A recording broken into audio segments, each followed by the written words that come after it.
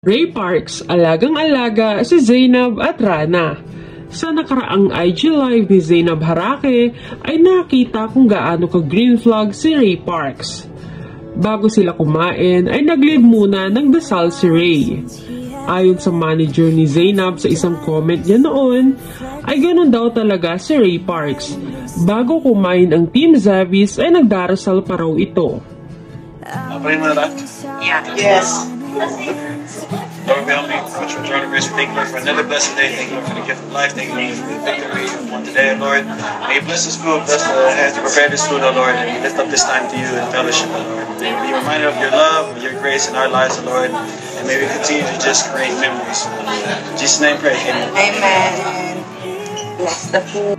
Nakita din sa live kung paano alagaan ni Ray si Zainab at ang soon-to-be sister-in-law niya na si Rana Harake.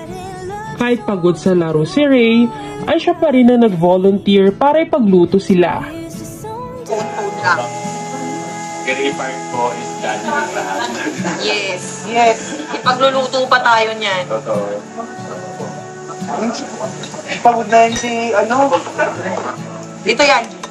Sunog eh. Gusto ko yan. pagod na yung tatay natin, Isa pang kinabiliban ng mga netizens ay ang paghikayat kumain ni Ray sa mga IG Live viewers habang sila ay kumakain. Ngayon para sa kanya lahat. Kain po. Next week lang.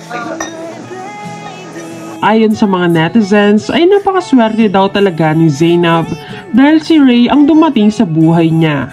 Halos lahat daw ng positive na ugali ng isang tao ay nasa kanya na. Hiling naman ng mga Reina fans ay sila na nga hanggang dulo.